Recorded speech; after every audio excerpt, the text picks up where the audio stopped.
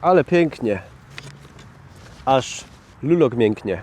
Wracam sobie właśnie kulturalnie z zakupów, bo galoty mi szczeliły na życi i tak sobie spacerując po tym pięknym, ośnieżonym, widzicie, biały śnieg na Górnym Śląsku.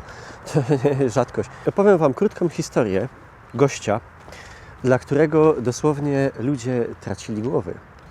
Otóż wyobraźcie sobie, cofamy się 176 lat. Jest lipiec 1850 rok. We wsi Dobrzyń Wielki, może nawet ktoś z Was pochodzi z niej, albo z okolic, to dajcie znać. Dzisiejsze województwo opolskie, Górny Śląsk. Wówczas z niemiecka mianowana Gross Dübern, rodzi się pan Lorenz Szwiec. Nazwisko Szwiec, ciężko w sumie stwierdzić, ni to germańskie, ni to słowiańskie. Ciężko mi się też wypowiadać na temat jakichś narodowych uczuć pana Lorenza. Połowa XIX wieku, Śląsk. Podejrzewam, że jak kupa ludzi nie miał żadnych. A miejsce jego urodzenia, czyli wioska na Górnym Śląsku, jakby sugeruje, że jeżeli nawet jakaś część jego rodziny nie posługiwała się naszym słowiańskim, górnośląskim narzeczem, konkretnie tą jego opolską odmianą, to na pewno się z tą mową w sąsiedztwie co najmniej osłuchał. Ale to w ogóle nie jest ważne. No i się tam już fajnie urodził. Cóż można było robić w takim Dobrzyniu Wielkim w 1850 roku? Podejrzewam, że podobnie to co dziś, czyli pewnie nic. Oprócz oczywiście ustawicznego zalewania mordy w szynku. Ale widocznie pan Lorenz miał inne troszkę hobby, mierzył wyżej i słuchajcie, żeby się, jak się to godo, wybildować, czyli wyszkolić, wyuczyć, udał się do serca Śląska i w zasadzie jednego, na pewno najważniejszego miasta całych wschodnich Niemiec tamtego czasu, czyli do Breslau, dzisiejszego Wrocławia. Tam się wyuczył i tam zaczął pracować jako rzeźnik. No i tam sobie bił te wieprzki, zawinął Manżur biznes, przeniósł do Ratibor, dzisiejszego Raciborza, żeby potem zaś wrócić do Breslau. Ale widocznie gdzieś ten fach, ta zacna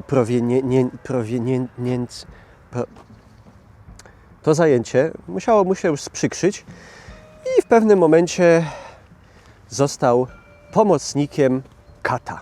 Ówczesnym katem w Prusach był Juliusz Krautz, ale pan Juliusz pewnego dnia wdał się w pijacką burdę ze swoim pomocnikiem i go zabił. To szkoda hopa. Albo i nie, nie wiem. Jako że został z tej funkcji zwolniony, to pan Szwiec stwierdził: fajna robota te. A jakby tak zamiast wieprzków szlachtować ludzi. Ale niestety nie mógł, że tak powiem, na to stanowisko się dostać, bo był wcześniej karany, a do takiej profesji trzeba było mieć w Prusach kartotekę nieskazitelną. Także na to stanowisko przyszedł członek znamienitej katowskiej rodziny, pan Rindel, ale rzekomo zdarzało mu się w robocie, za kragel nie wylewał i czasem nie udało mu się tego delikwenta skrócić o głowę jednym uderzeniem, a to było jednak trochę niepoważne i musiał się z tej funkcji oddalić. I przyszła kolej na pana Lorenza. I co? Jak się ta jego kariera rozwijała? Bardzo dobrze. Do tego stopnia dobrze, że nie wiem, prawdopodobnie pobił jakiś rekord, bo pozbawił żywota od 120 do 123, tu liczba się waha, nieszczęśników. W większości pewnie szczęśników, bo jednak wymiar sprawiedliwości w Niemcach, w Prusach był ciężki, ale obstawiam, że niewinnych tam raczej było mało. Do pomocy pan Szwiec miał zawsze ze sobą 3-4 asystentów, czerwoną ławeczkę, na której kładzono łeb tego delikwenta i wielki, olbrzymi topór. I łeb udupiony,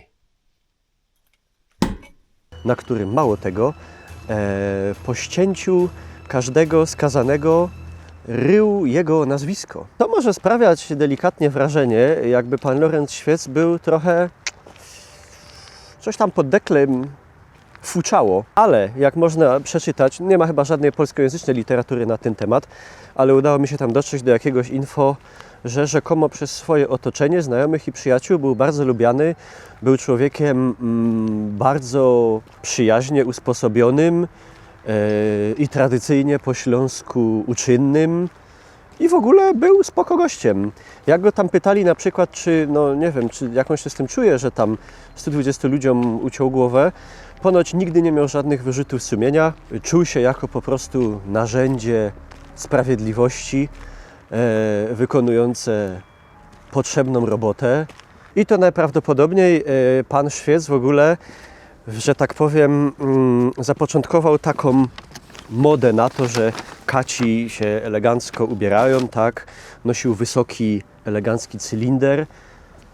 Także generalnie cała ta robota była wykonana, no trzeba powiedzieć, prawda, porządnie, po śląsku, z pietyzmem, nie po sielach. Jego topór ponoć znajduje się najprawdopodobniej w jednym z berlińskich muzeów, gdzieś tam może się wala w magazynie. Ciekawe by to było obejrzeć. O, jak miło!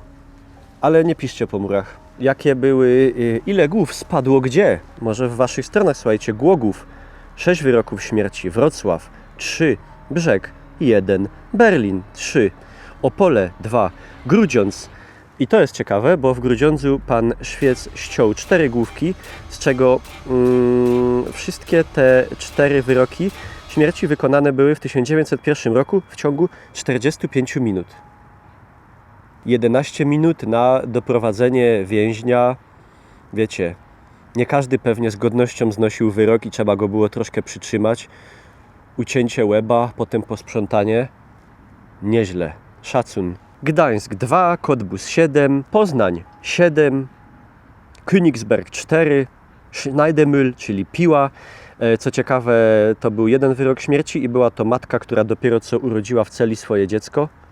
Świdnica 3, Düsseldorf 2 i uwaga, jakie miasto jest rekordzistą w tych wynikach?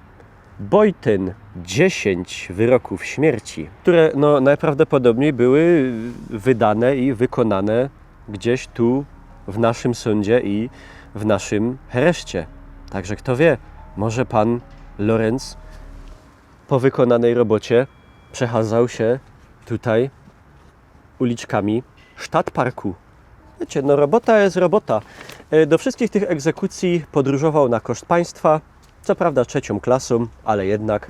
W 1924 roku, chyba można ją znaleźć gdzieś w necie, nawet do poczytania, pan Świec wydał książkę Das Tagebuch des Scharfrichters Świec aus Breslaus über seine 123 Hinrichtungen. Pamiętnik kata Świeca z Wrocławia o jego 123 egzekucjach. I ponoć ta książka jest bardzo cennym źródłem informacji, że tak powiem, o psychologii takiego fachu jak kata i tam gdzieś w dziedzinie psychokryminalistyki się bardzo przydała. Jaka jest puenta całej tej historii? No niestety nieciekawa, bo panu Świecowi zmarła żona, potem w Niemczech przyszedł wielki kryzys, pan Świec stracił wszystkie oszczędności i w 1925 roku odebrał sobie życie, zastrzelił się. Taka to krótka historia naszego richtig fajnego synka ze Śląska, Lorenza Świeca, który dostąpił zaszczytu bycia pruskim, królewskim katem. I morał z tego jaki? Moi drodzy, ważne to w życiu mieć pasję, realizować się w nich. Nie dajcie sobie wmówić, że wasze marzenia są nieosiągalne. Trzeba iść systematycznie do celu i żadna praca nie hańbi. Także jeżeli ktoś wam kiedyś powie, że dla was stracił głowę albo w ogóle rzuci takim hasłem, to powiedzcie mu, że to jest nic, bo dla Lorenza Świeca 120 ludzi straciło głowę. Mam nadzieję, że ta fajna historia wam się spodobała. Taki familijny klimacik akurat będziecie mogli poopowiadać gdzieś przy niedzielnym obiedzie, prawda, między roladą a kluskami, albo nie wiem, na imprezie przy wódeczce znajomym, zwłaszcza w towarzystwie dzieci, myślę, fajnie się to przyjmie.